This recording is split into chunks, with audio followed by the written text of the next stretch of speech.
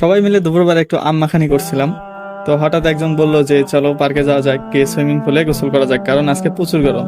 তো যেই ভাবা সেই কাজ, বেশি কথাবার্তা না বলে এবং কাজ কাপ সব শেষ করে আম মাখানি খেয়ে বের হয়ে পড়লাম আমাদের পার্কে যাওয়ার উদ্দেশ্যে।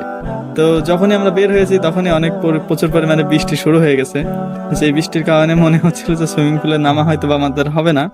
তো যাই হোক, আমরা বের হয়ে পড়ছি এবং যাচ্ছি গ্রিনভ্যালি পার্কে। তো দেখতে পাচ্ছেন রাস্তাতে অল্প অল্প বৃষ্টি হচ্ছে এবং কিছু দূর যাওয়ার পরে দেখতে পাচ্ছেন যে অনেক পরিমাণে বৃষ্টি হচ্ছে এবং আমরা এই ভ্যানে করে যাচ্ছিলাম। তো এই ভ্যানের উপরেই পুরাপুরি ভিজে গেছে। তো আমরা সবাই একটু মজা করার জন্য সবাই আজকে লুঙ্গি পরে বের হয়েছিলাম। তো যাই হোক, দেখতেই পাচ্ছেন অনেক বৃষ্টি হচ্ছে। তো এইদিকে একটু কম বৃষ্টি হচ্ছে এবং যতই সামনে আমরা আগাচ্ছিলাম ততই মনে হচ্ছিল যে একটু বেশি বৃষ্টি হচ্ছে।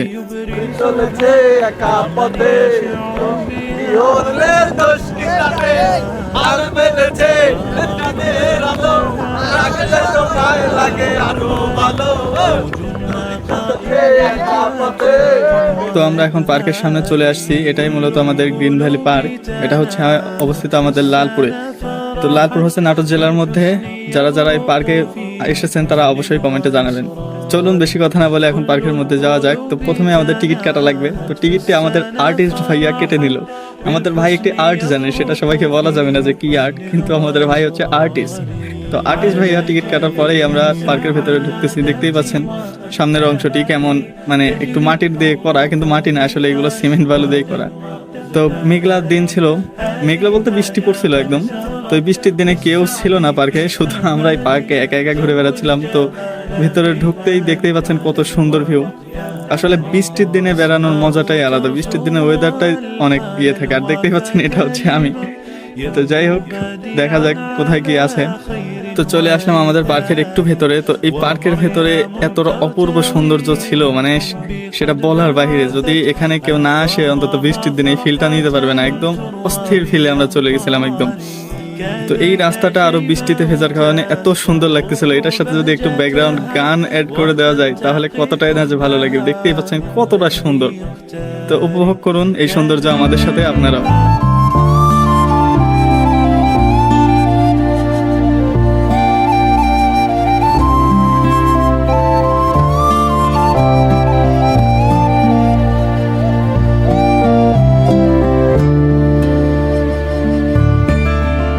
তো এই সৌন্দর্য উপভোগ করতে করতে সবার মনে মানে এত আনন্দ ফুর্তি ছিল যে আমরা এটার মধ্যেই মানে এতটা আনন্দিত হয়ে পড়ছিলাম। এখানে আমার ভাই আরাফাত গান শুরু করে দিল, আর গান হলেই তো কোনো কথা নাই, গান আমিও বলতেছিলাম।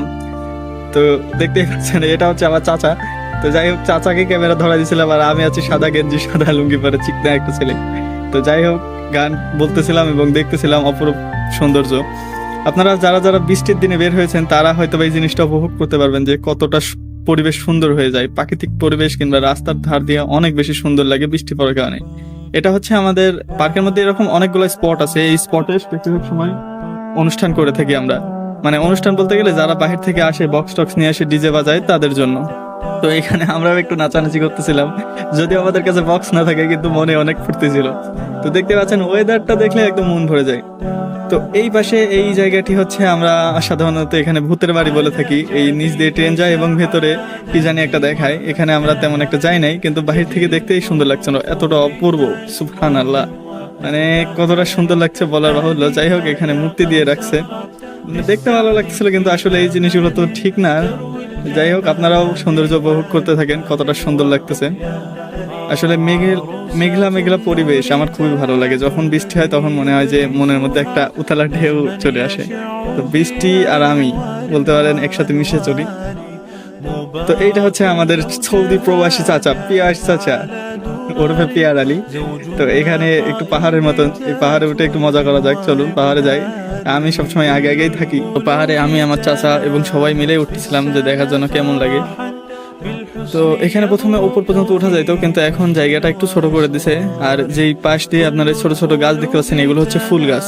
আর কিছুদিন পরে এই পার্কে একদম ফুলে সজ্জিত হয়ে যাবে। এখন মানে বর্ষার শুরু মাত্র, এবং ফুল বর্ষার শেষের দিকে এতটা ফুল হয় আর এতটা সৌন্দর্যময় আমাদের পার্ক। এটা অনেক বড় একটা পার্ক, বাংলাদেশের মধ্যে বলতে পারবেন সর্ববৃহৎ পার্ক আমি যতটুকু জানি আমার মতে, কারণ এখানে প্রায় 300 একরের উপরে পার্কটি। তো এটা হচ্ছে পার্কের অপর সাইড। আমরা বেশি ভিডিও করতে পারি নাই কারণ আমাদের ফোনে তেমন একটা চার্জ ছিল না। আপনাদেরকে প্রথমেই দেখেছি আমরা বসে এমনি আম্মাখানি করতেছিলাম, তো হঠাৎ ভাবলাম পার্কে গিয়ে সুইমিং পুলে গোসল করবো, কিন্তু গোসল করা তো দূর, আমরা আস্তে আস্তে ভিজে একদম শেষ। এবং আমাদের আর্টিস্ট ভাইয়া দেখতেই পাচ্ছেন কেমন করে আসতেছে ঝিনাইদহ থেকে কাজ করে।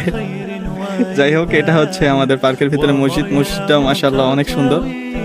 মসজিদে নামাজ পড়তে গেলে এমনিতেই ভালো লাগে, আর এরকম সুন্দর, যত সুন্দর মসজিদ তত বেশি ভালো লাগে ভিতর থেকে, তাই না?